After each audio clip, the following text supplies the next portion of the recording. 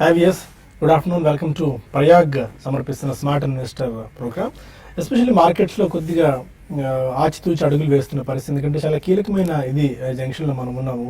ఒకటేమో quarter results ఒకటి రాబోతున్నాయి అండ్ డిమానిటైజేషన్ ఇంపాక్ట్ ఏ స్థాయిలో ఉంటుందో ఎవరు ఊహించని పరిస్థితి. మోస్ట్లీ ఈ క్వార్టర్ అంతా కూడా Q3 ఆశించిన స్థాయిలో పర్ఫార్మెన్స్ ఉండకపోవచ్చు అని చెప్పి స్ట్రీట్ ఇప్పటికే ఎక్స్పెక్ట్ చేస్తోంది. అండ్ February 1న కేంద్ర ప్రభుత్వం బడ్జెట్ ప్రవేశపెట్టబోతుంది. ఎలక్షన్ కమిషన్కి వాళ్ళు ఇచ్చిన ఒక నివేదిక అండ్ వాళ్ళు సమర్పించబోయే నివేదికలో కూడా February 1న బడ్జెట్ను ప్రవేశపెట్టబోతున్నాము ఎలాంటి పరిస్థితుల్లో అయినా అన్న ఒక సంకేతాన్ని కేంద్ర ప్రభుత్వం ఎలక్షన్ కమిషన్కి ఇచ్చింది. అండ్ చాలా కట్టుబడి ఉన్నారు వాళ్ళ మాటకి.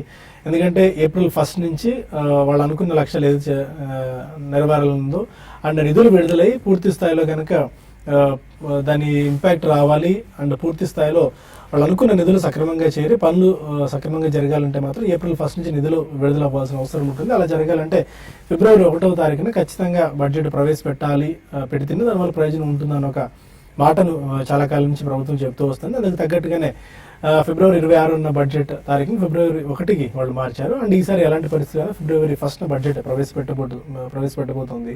అండ్ మేజర్గా ఇవి మనకి ఇమీడియట్గా ట్రిగ్గర్స్గా కనిపిస్తున్నాయి. ఒకటేమో quarterly results and February 1 budget. And ఈ వీక్లో మనకి especially Infosys, TCS, IndusInd bank లాంటి ప్రముఖ కంపెనీల రిజల్ట్స్ కూడా ఉన్నాయి. దాన్ని బట్టి గైడెన్స్ కూడా మార్కెట్స్కి ఉంటుంది.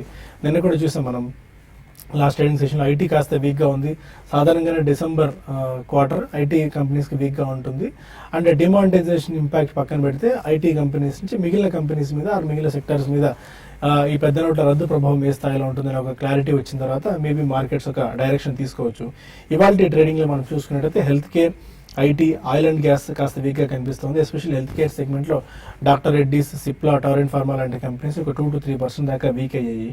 ఇక ఆటో, బ్యాంకింగ్ రంగ కౌంటర్స్లో, FMCG కౌంటర్స్లో కొద్దిగా మనకి బయింగ్ ఇంట్రెస్ట్ ఎమర్జ్ అవుతుంది. మిడ్ అండ్ స్మాల్ క్యాప్స్లో కూడా కొద్దిగా బయింగ్ రావడం మనం చూస్తున్నాం. ఇండెక్స్ పరంగా అయితే వాళ్ళ చాలా ఫ్లాట్గా ఉంది. జస్ట్ 4 points డౌన్తో 8,240 పాయింట్స్ దగ్గర నిఫ్టీ ట్రేడ్ అవుతుంది. అండ్ 23 points డౌన్తో 26,737 పాయింట్స్ దగ్గర సెన్సెక్స్ ట్రేడ్ అవుతుంది. స్టాక్ స్పెసిఫిక్ యాక్షన్ ఇవాళ ఎక్కువగా ఉంది. మరొక major pharma company granules India, Hyderabad based pharma కంపెనీకి పోర్చుగల్ రెగ్యులేటర్ నుంచి నోటీసులో రావడం, వాళ్ళ అబ్జర్వేషన్స్ ఆల్మోస్ట్ ఒక 11 దాకా అబ్జర్వేషన్స్ వాళ్ళు ఇచ్చిన నేపథ్యంలో గ్రాన్యూల్స్ ఇండియా స్టాక్ వాళ్ళకి 10 to 15% దాకా క్రాక్ అయింది. చాలా ప్యానిక్ ఇది గ్రాన్యూల్స్ ఇండియాలో వచ్చింది. మనం లాస్ట్ వీక్ చూస్తూనే ఉన్నాం. దివీస్ ల్యాబ్స్ పరిస్థితి ఏ స్థాయిలో ఉందో 483 వచ్చిన తర్వాత ఇవాళ మళ్ళీ స్టాక్ ఫ్రెష్గా 50 వీక్ లో టచ్ చేసింది. అండ్ డౌన్ సైడ్ ఏ మేరకు దివీస్ ల్యాబ్స్లో రిస్క్ ఉంటుందని చెప్పి ఎవరు ఊహించలేని పరిణామంగా కనిపిస్తుంది. అది వార్నింగ్ లెటర్గా పరిణమిస్తుందా, రిపోర్ట్ అలర్ట్గా పరిణమిస్తుందా అన్నది ఎవరు ఊహించలేని పరిస్థితిలో ఉన్నాము. వాళ్ళు ఒక అవుట్ సైడ్ వీళ్ళని కూడా కన్సల్టెంట్ ఏజెన్సీస్ని పెట్టుకుని దీన్ని ఎలా ముందుకు తీసుకెళ్తారో ఇది చూడాల్సిన అవసరం కనిపిస్తుంది. అండ్ మరొక కంపెనీ గ్రాన్యూల్స్ ఇండియా కూడా ఇప్పుడు ఇబ్బందులు చిక్కుకొని ఉంది. అండ్ స్టాక్ స్పెసిఫిక్గా ఇవాళ BEML 14% దాకా పెరగడం చూస్తున్నాం. ఎందుకంటే గవర్నమెంట్ ఉన్న 50+ ఆర్డర్లో నుంచి వాటా విక్రయించాలని చెప్పి ప్రభుత్వం నిర్ణయం తీసుకుంది. దానివల్ల BEML మూమెంట్ చూసాం. పోకరణ ఈ స్టాక్ కూడా ఇవాళ 17% దాకా స్పర్ట్ వచ్చింది. ఎందుకంటే ఐకియా అంతర్జాతీయ దిగ్గజం, ఫర్నిచర్ దిగ్గజం, స్వీడన్ చెందిన ఐకియా పోకరణతో డీల్ కుదుర్చుకుంది. దానివల్ల ఈ స్టాక్ 17% దాకా స్పర్ట్ రావడం చూస్తున్నాము. ఫర్టిలైజర్ స్టాక్స్ ఉండే మనకి కోరమాండల్, రాలిస్, GSFC లాంటి కౌంటర్స్లో ఒక 3 నుంచి 4% దాకా స్పర్ట్ మనకు కనిపించింది. ఇప్పటివరకు మార్కెట్ ట్రెండ్ ఇది. టైంలో ఎలాంటి ట్రేడింగ్ స్ట్రాటజీస్ అవలంబించాలి అండ్ ఇన్వెస్ట్మెంట్ పిక్స్ ఏమున్నాయి ఈ టైంలో అన్న అంశాలు మాతో డిస్కస్ చేసి అన్ని సిద్ధంగా ఉన్నారు. Good afternoon both of you. ఒక రేంజ్ బౌండ్లో ట్రేడ్ అవుతుంది. ఒక కాషియస్ అప్రోచ్, ఆప్టమిస్టిక్ అప్రోచ్ ఉన్నప్పటికీ బట్ కాషియస్ మోడ్లో మనం ఉన్నాం. 8250 బిలో ఉంది. అండ్ లాంగ్ టర్మ్ ఇన్వెస్టర్స్ ఈ టైంలో, ఎందుకంటే రిజల్ట్స్ సీజన్ కికింగ్ కాబోతోంది, most of the companies and ఈ డిమానిటైజేషన్ ఇంపాక్ట్ ఎంతో కొంత ప్రతి సెక్టార్ మీద, ప్రతి కంపెనీ మీద ఉంటుంది. కాబట్టి ఒకవేళ ఆ రేడార్లో ఉంచుకున్నట్టయితే స్టాక్స్ ఈ టైంలో ఎలాంటి స్ట్రాటజీస్ తీసుకోవాలి especially for investors? Basically IT companies కి డిమానిటైజేషన్ ఎఫెక్ట్ ఎక్కువగా ఉందని, ఎందుకంటే majority of them are exporters. Number 1, almost all the top of the 5 or 10 companies in India majority of exports లోనే ఉంటాయి. And majority of them also get their export revenues in terms of US dollars. So వాటికి demonetisation effect అనేది అంతగా ఉండదు. కానీ generally IT కంపెనీస్కి జరిగేది ఏంటంటే they are scared about the automation and artificial intelligence going forward and digitisation. ఈ మూడు మేజర్ ఇదండి. అండ్ రీసెంట్లీ మనకి political developments in US also కొద్దిగా మనకి ఈ ఐటీ కంపెనీస్ని బ్యాక్ స్టెప్ తీసుకోమని చెప్పానే మనకి డెఫినెట్లీ తెలుస్తుంది. ఎందుకంటే అక్కడ H1B వీసా ఇష్యూస్ కానివ్వండి, ఇతర వేరే కాస్ట్ పరంగా కొద్దిగా కాంపిటేటివ్నెస్ తగ్గుతుంది. ఎందుకంటే they have to give $100,000 for H1B visa holders minimum అని చెప్పి కూడా ఇవన్నీ లెజిస్లేషన్ ఇంట్రడ్యూస్ చేస్తున్నారు. ఇది ఎప్పుడు పాస్ అవుతుందో మెటీరియలైజ్ అవుతుందో చెప్పలేం కానీ సో ఐటీ కంపెనీస్కి వస్తే they have their own specific issues, not demonetization issues. So domestically చూసుకుంటే మనకి it will take another maybe a quarter or two complete cash percolation మనకి రూరల్ ఏరియాస్ దాకా వెళ్తే probably FMCG companies will pick up. ఎందుకంటే రబీలో sowing బాగుందనే చెప్పి మనం వింటున్నాం కానీ రబీ సోయింగ్ ఎఫెక్ట్ అయిందని చెప్పి మాత్రం మనం ఇప్పటిదాకా వినలేదు. కాబట్టి probably that will also help. ఒకసారి మనకి రబీ క్రాప్ అనేది చేతికి వచ్చిన తర్వాత, హార్వెస్టింగ్ అయిన తర్వాత definitely I think that will also again kick start consumption. So consumption stocks ఒక 1 or 2 quarters లాగితే డెఫినెట్లీ అవి మళ్ళీ పుంజుకుంటాయండి. సో మనకి రెగ్యులేటరీ ఓస్ మూలాన pharmaceutical industry is completely beaten down and decimated.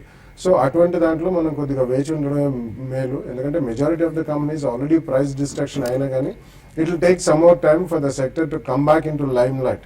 So a few companies will bounce back, but it will take some more time. So overall గా చెప్పాలంటే మాత్రం major investors or పెద్ద investors bulk money commit చేయదలుచుకుంటే మాత్రం they can wait అండి. Result season వచ్చిన తర్వాత they can either take a stock specific action or maybe సెక్టర్లో కొన్ని majority of the companies sector పరంగా బాగుంటే ప్రాబ్లీ అక్కడ సెక్టరల్ కాల్ మనం తీసుకోవచ్చు. But till then I think it's definitely cautious approach మనకి బెటర్ అండి. అండ్ వెయిట్ అండ్ వాచ్ మోడ్లో ఉండడం better for a few more days. Let the result season flow in start, then we can take a decision. Okay, ఇక eventful time వచ్చింది, eventful week కూడా ఉంది సుందర్ గారు. Technicals ఏ మేరకు ఈ టైంలో మనం ఫాలో అవ్వాల్సిన అవసరం ఉంది? ఏ లెవెల్ కీ లెవెల్ అబ్జర్వ్ చేయాలి ఈ టైంలో? మార్కెట్లో ప్రస్తుతం కరెంట్ లెవెల్స్ చాలా కీలకమైన క్రూషియల్ లెవెల్స్ అనుకోవచ్చు. కరెంట్ లెవెల్స్ అంటే 8,300 దగ్గర మనం కొన్ని నాలుగే చెప్పుకుంటున్నాం. చాలా major short term, medium term, distance level కూడా ఉంది. లాస్ట్ 1 or 2 weeks గా చూస్తే కనుక 7,900 దగ్గర నుంచి ఆ లో దగ్గర నుంచి 8,000 బౌన్స్ బ్యాక్ అయినప్పటి నుంచి ఒక మైనర్ అప్ ట్రెండ్, ఒక రిలీఫ్ ర్యాలీలోకి వెళ్ళటం మనం చూసాము. ఆ రిలీఫ్ ర్యాలీ చూస్తే కనుక ఫస్ట్ షార్ట్ టర్మ్ టార్గెట్ చూస్తే కనుక 8,300 దగ్గర కనిపిస్తుంది. గత 2 నెలలుగా చూస్తే కనుక ఇది ఒక కీలకమైన లెవెల్గా అనుకోవచ్చు. ఆ లెవెల్లో మార్కెట్ కొంచెం ఈ లెవెల్ పరీక్షిస్తుంది కాబట్టి మొన్న శుక్రవారం అక్కడ రియాక్షన్ చూసాము. ఇవాళ కూడా కొంచెం కాషియస్ ట్రెండ్ రెండో రోజు కూడా చూసాం కాబట్టి ఇండికేషన్ కన్ఫర్మేషన్ చూస్తుంటే 2 షార్ట్ టర్మ్ కన్సాలిడేషన్లోకి వెళ్ళే అవకాశాలు కనిపిస్తుంది. అంటే ఈ వారం అంతా కూడా మార్కెట్ ఇదే ధోరణిలో కొనసాగే అవకాశాలు కనిపిస్తుంది. అలాగే ఈ లెవెల్ చాలా కీలకం, ఎందుకంటే షార్ట్ టర్మ్ చూస్తే కనుక ఓవర్ బాట్ పొజిషన్కి వచ్చింది కాబట్టి డైలీ చార్ట్ ప్రకారం ఒక టెక్నికల్ అడ్జస్ట్మెంట్ అనేది రావాలి. అలాగే మూడో పాయింట్ చూస్తే కనుక 50 days, 100 days, 200 days ఈ 3 కీలకమైన ఇండికేటర్స్ ఫస్ట్ టైం చాలా కాలం తర్వాత ఒకసారిగా ఈ లెవెల్లో మ్యాచ్ అవుతోంది, కన్వర్జ్ అవుతోంది. కాబట్టి మార్కెట్ ఒక మేజర్ ట్రెండ్కి ప్రిపేర్ అవుతోంది అనుకోవచ్చు. కాకపోతే ఎటు సైడ్ బ్రేక్అవుట్ వస్తుందని చూడాలి. అదే మనకి మార్కెట్ షార్ట్ టర్మ్ కన్ఫర్మేషన్ అనేది వస్తుంది. ఒకవేళ కనుక ఈ వారంలో వచ్చే కన్సాలిడేషన్ కనుక మార్కెట్ 8,300 దగ్గర బాగా పటిష్టంగా నిలబడి ఒక మైనర్ రియాక్షన్స్ తోటి రికవరీ అయ్యిందంటే పాజిటివ్ కన్సాలిడేషన్ అనుకోవచ్చు. 8,300 బ్రేక్అవుట్ అయ్యి దానిపైన క్లోజ్ అవుతే ఒక అప్వర్డ్ బ్రేక్అవుట్ వచ్చినట్టు అనుకోవచ్చు. అప్పుడు మళ్ళీ ఫ్రెష్గా లాంగ్ పొజిషన్ తీసుకోవచ్చు. మార్కెట్ కొంచెం ఓవరాల్గా పాజిటివ్గా ఉంది కాబట్టి లాంగ్ పొజిషన్స్ని 8,200 కింద క్లోజింగ్ బేసిస్ మీద స్టాప్ లాస్ పెట్టి హోల్డ్ చేయొచ్చు. షార్ట్స్ ఉంటే మటుకు కాషియస్గా ఉంటారు. 8,300 పైన స్టాప్ లాస్ పెట్టి షార్ట్ పొజిషన్స్ని హోల్డ్ చేయొచ్చు. ఓకే, కొంతమంది కాలర్స్ లైన్లో ఉన్నారు. అందుకంటే ముందు ఒకసారి ఈ పోకర్న గ్రాన్యూల్స్ స్టాక్స్ గురించి కూడా డిస్కస్ చేద్దాం. ఎలాంటి ఇంపాక్ట్ ఈ స్టాక్స్ మీద ఉండబోతుంది బికాస్ ఆఫ్ న్యూస్ ఎఫెక్ట్ అని చెప్పి కృష్ణారెడ్డి హైదరాబాద్ నుంచి కాల్ ఉన్నారు. అడగండి కృష్ణారెడ్డి గారు. హలో హలో హలో సార్, నమస్కారం సార్. నమస్కారం అండి, చెప్పండి. సార్ అది MMTC sir, metals and minerals MMTC ఈ మధ్య బాగానే డైలీ పికప్ అవుతుంది సార్ షేర్ అని చెప్పగలుగుతారా?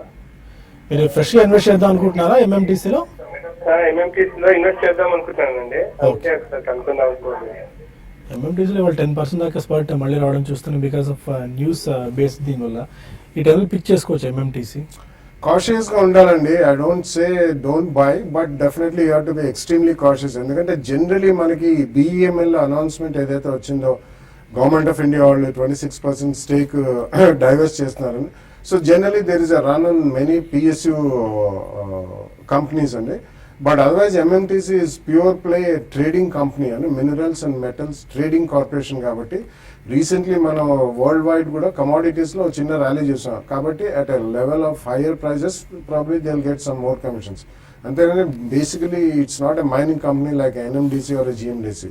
ఓకే, సో ఈ స్పర్ట్ రావడానికి కారణం బేసికలీ యాక్టివిటీ లెవెల్స్ కొద్దిగా హై పిఎస్సి కంపెనీస్ అన్నిట్లో ఉన్నాయి కాబట్టి. బట్ బీ కాషియస్ అండి, wait till the results come out, after that you can take a fresh call. Ongole నుంచి శ్యామ్ మరొక హలో, అడగండి శ్యామ్ గారు. నమస్కారం అండి. అది మాకు సంపాదన షార్ట్ ఉన్నాయండి, ఒక 10 ఫ్యూచర్లు 615. ఓకే, నిఫ్టీ షార్ట్ ఉన్నాయండి 8,000. 58,000 షార్ట్ చేశారా? 8,000 నిఫ్టీ షార్ట్ చేశాను, 815లో సంపాదన షార్ట్ చేశానండి, ఒక 10 ఫ్యూచర్లు. ఓకే, సుజలాను ఒక 50,000 డెలివరీ ఉన్నాయండి, దాని పొజిషన్. ఏ ప్రైస్ లో తీసుకున్నారు? సుజలాను 13 రూపాయలు అండి. ఓకే, ఒకటి సన్ ఫార్మా 815 అంటున్నారు. 815 అంటే చాలా హై ప్రైస్ అండి, మంచి ప్రాఫిట్ లో ఉన్నారు. ఒకవేళ కనుక అదే రేట్ అయి ఉంటే కనుక హోల్డ్ చేయండి. అది ఫస్ట్ 610 అన్నారు, అదే 615 అయి ఉంటుంది. 615 అంటే కనుక ఈ మధ్య చూస్తే కనుక సన్ ఫార్మా కరెక్ట్ గా 600 నుంచి 615 నుంచి సపోర్ట్ తీసుకొని పెరగటం మనం చూసాము. సో సన్ ఫార్మా చూస్తే కనుక ఇమ్మీడియట్ గా పెద్ద డౌన్ సైడ్ రిస్క్ లేదనిపిస్తుంది, ఎందుకంటే short term over sold position నుంచి కొంచెం రికవర్ అయింది, కొంచెం కన్సాలేషన్ అవుతుంది. కాకపోతే ఈ వారం రోజులుగా కొంచెం పెరిగింది, ఫార్మా కొంచెం ఇంకా వీక్ గా ఉంది కాబట్టి 635 దగ్గర రెసిస్టెన్స్ ఉంది. కాబట్టి ఏమైనా ఈ వీక్ లో నెక్స్ట్ ఫ్యూ డేస్ లో కనుక 620కి వచ్చినా కూడా నా ఉద్దేశం అయితే మటుకు సన్ ఫార్మా మీ షార్ట్ పొజిషన్ కవర్ చేయండి. అలాగే నిఫ్టీలో కూడా మీరు 8,000 దగ్గర షార్ట్ పొజిషన్ అంటున్నారు. కరెక్ట్ గా 8,000 సపోర్టు ఆ లెవెల్లో బౌన్స్ బ్యాక్ అయినప్పుడు మనం అనుకున్నాం కూడా మార్కెట్ ఒక షార్ట్ టర్మ్ రిలీఫ్ ర్యాలీ వచ్చింది అవకాశం ఉందని. కొంచెం మరి ఇమ్మీడియట్ గా అయితే మటుకు మీ రేట్ రావాలంటే ఏదైనా ఒక డ్రాస్టిక్ గా నెగిటివ్ న్యూస్ వస్తే తప్ప కానీ మీ రేట్ వచ్చే అవకాశం లేదు. ఒకటి స్టాప్ లాస్ 8,300 పైన క్లోజింగ్ బేసిస్ మీద పెట్టుకోండి. అలాగే ఏమైనా ఈ వారం కనుక నెక్స్ట్ ఫ్యూ డేస్ లో ఒక కరెక్షన్ వచ్చిందంటే కనుక అదృష్టవశాత్తు అప్పుడు ఇమ్మీడియట్ గా క్లోజ్ చేయండి. బట్ రెండు కరెక్ట్ గా లో ప్రైస్ లో కరెక్ట్ గా సపోర్ట్ లెవెల్లో కన్సాలిడేషన్ అయ్యి అప్వర్డ్ బ్రేక్అవుట్ టైంలో మీరు తీసుకున్నారు. కొంచెం కాషియస్ గా స్టాప్ లాస్ మెయింటైన్ చేయండి. ఓకే, ఇక మరిన్ని కాల్స్ అండ్ ఈమెయిల్స్ తీసుకునే ముందు స్మార్ట్ ఇన్వెస్టర్ చిన్న బ్రేక్ తీసుకుందాం. బ్రేక్ తర్వాత 2 stocks granules India and Pokarna గురించి డిస్కస్ చేద్దాం. Stay with us.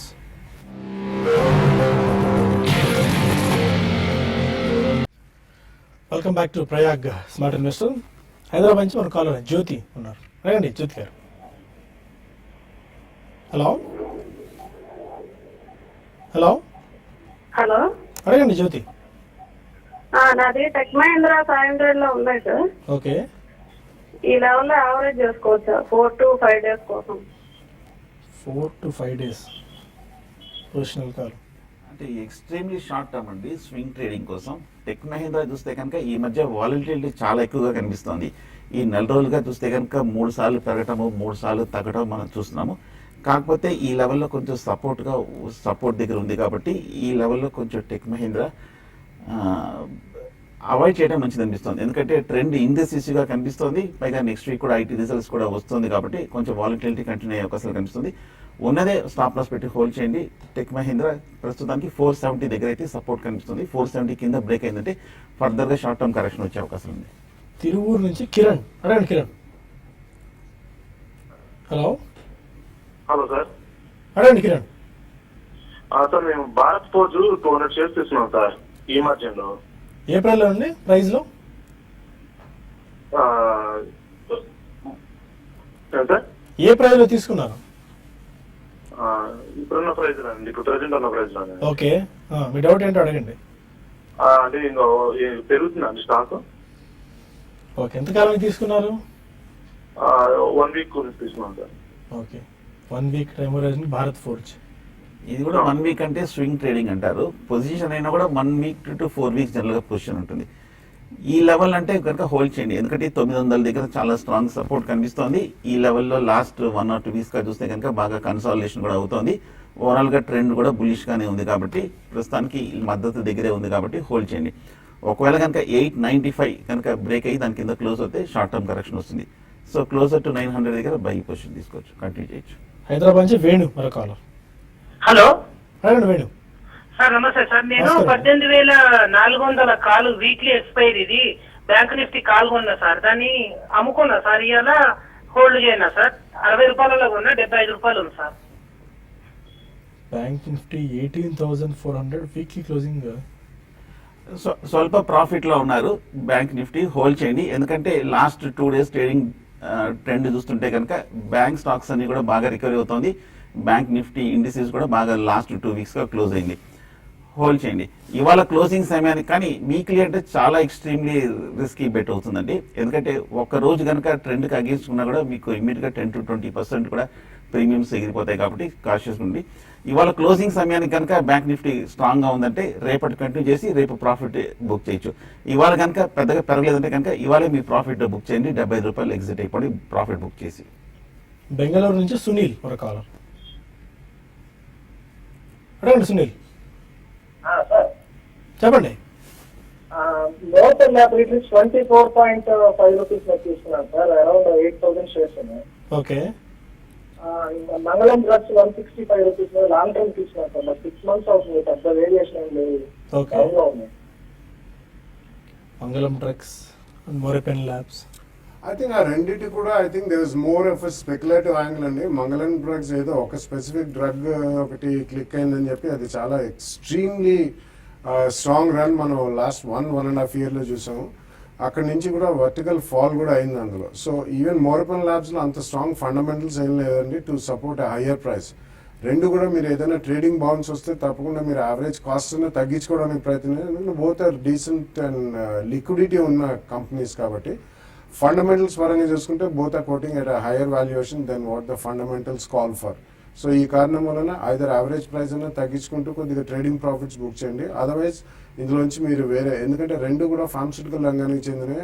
As it is the సెక్టర్కి అంత ఇన్వెస్టర్ ఇది మద్దతు లేదు కాబట్టి డెఫినెట్లీ ఇందులోంచి బయటకు వచ్చి పర్ఫార్మింగ్ సెక్టర్స్లోకి వెళ్తే బెటర్. ఓకే. అండ్ ఇంతకుముందు అనుకున్నాం ఒకటి పోకర్ కాబట్టి, సెకండ్ ఈజ్ గ్రాన్యూల్స్, మరొక తెలుగు రాష్ట్రాలకు చెందిన ఫార్మా కంపెనీకి, బట్ యుఎస్ఎఫ్డిఏ కాదు కానీ బట్ యూకే రిలేటెడ్ నోటీస్ రావడము అండ్ వాళ్ళ 11 అబ్జర్వేషన్స్ చేయడం ఎలా ఉండబోతుంది గ్రాన్యూల్స్ ఇండియా? ఏదైనా కానీ it will be followed by USFDA కూడా. వాళ్ళ ఆమ్నికేమ్ కూడా ఎఫ్డిఏ ఆటంకాలు వచ్చినాయని చెప్పి కూడా న్యూస్ రిపోర్ట్స్ వస్తున్నాయి. But whatever it is, ఒకసారి ఈ రెగ్యులేటరీ డిస్రప్షన్స్ వచ్చినాయంటే వీ డు నాట్ నో అండి ఎంతకాలం ఇది కొనసాగుతాయి, వాళ్ళు ఏంటి రేపొద్దున దీన్ని ఇంపోర్ట్ అలర్ట్ చేస్తారా, జస్ట్ వార్నింగ్ ఇచ్చిన తర్వాత వీళ్ళు ఎంత ఫాస్ట్గా అవన్నీ కూడా they are able to repair the damage, ఇవన్నీ కూడా మనం వేచి చూడాలి. కాబట్టి ఈ మొత్తం సెక్టర్లోనే మనకి రెగ్యులేటరీ సడన్ రిస్క్ అనేది ఎప్పుడైనా రావచ్చు ఏ కంపెనీ, అదే స్మాల్ ఆర్ బిగ్, అన్లెస్ వాళ్ళు యుఎస్కి ఎక్స్పోర్ట్ చేయకపోతే దట్స్ అ డిఫరెంట్ స్టోరీ అండి. చాలా మంది చిన్న కంపెనీస్ అయితే they don't export to USA. So ఈ కారణం వలన ఎనీ మిడ్ సైజ్ కంపెనీ కూడా ఏదో ఒక ప్లాంట్ ఏదో రీసెంట్ టైమ్స్లో డెఫినెట్లీ యుఎస్ఎఫ్డిఏ ఉంది కాబట్టి you should always expect this. And అటువంటిది ఏదైనా జరిగినప్పుడు సింప్లీ మనం చూసాం the stock can get decimated with in 1 week or 10 days. And ఒకవేళ మల్టిపుల్ ఫెసిలిటీస్ ఎవరికైనా ఉంటే, ఒకటే స్టాండ్ అలోన్ కాకుండా మల్టిపుల్ ఫెసిలిటీస్ కూడా ఒక చోట వాళ్ళకి ఏదైనా ఇటువంటి ఆటంకాలు వచ్చినప్పుడు ఎఫ్డిఏ వాళ్ళు తప్పకుండా వేరే వాటికి కూడా ఇన్స్పెక్షన్కి వెళ్తారు. So they have to ensure that all the plants are compliant. కాబట్టి ఇది ఒక రెగ్యులేటరీ రిస్క్ ఆల్వేస్ దేర్ అండి. ఇందులో లాస్ట్ 1.5-2 years నుంచి కొద్దిగా ఎక్కువ అయింది డెఫినెట్లీ, ఎందుకంటే వాళ్ళు నెంబర్ ఆఫ్ ఎంప్లాయీస్ ఒక 2 years బ్యాక్ వాళ్ళు ఢిల్లీలో కూడా ఒక ఆఫీస్ పెట్టారు. So they have increase the number of employees because exports కూడా అలాగే పెరిగాయి అమెరికాకి. So generic medicines next few ఇయర్స్లో బాగా బిజినెస్ పెరిగే అవకాశం ఉంది. బట్ డెఫినెట్లీ అలాగే వాళ్ళు ఇట్లా ఆకస్మిక తనిఖీ అనొచ్చు. Definitely they will go and visit all the manufacturing facilities that they are 100% USFDA compliant. అంటే బెటర్ ఈ టైంలో ఫార్మా ప్యాక్ ని పూర్తిగా అవాయిడ్ చేయడం better. In my sense yeah we have been saying that it's better to avoid అండి. కొంతమందికి ఇప్పుడు దాకా యుఎస్ఎఫ్డిఏ వాళ్ళు ఇన్స్పెక్షన్ చేసి 483లు వార్నింగ్ తో బయటకు వచ్చిన వాళ్ళు ఉన్నారు. Top of the line companies లోనే ప్రస్తుతం maybe Lupin fits to be a good case, అది కూడా 2100 దగ్గర నుంచి పడ్డది అరౌండ్ 1400కి. బట్ కరెంట్లీ మాత్రం I don't think there is anything wrong with. Recently వాళ్ళు ఒక గ్యావిసన్ ఒక కంపెనీని కూడా ఆల్మోస్ట్ $800 million పెట్టుకున్నారు. That's big acquisition and complex ఫైలింగ్స్కి వెళ్తున్నారు. సో అటువంటివి ప్రాబబ్లీ ఎస్ఐపి మోడ్ ద్వారా ఒకవేళ ఏదన్నా ఇటువంటి మధ్యలో ఆటంకాలు వచ్చినా సడన్ గా పడితే మనకి యావరేజ్ కాస్ట్ బాగా వర్కౌట్ ఉంది.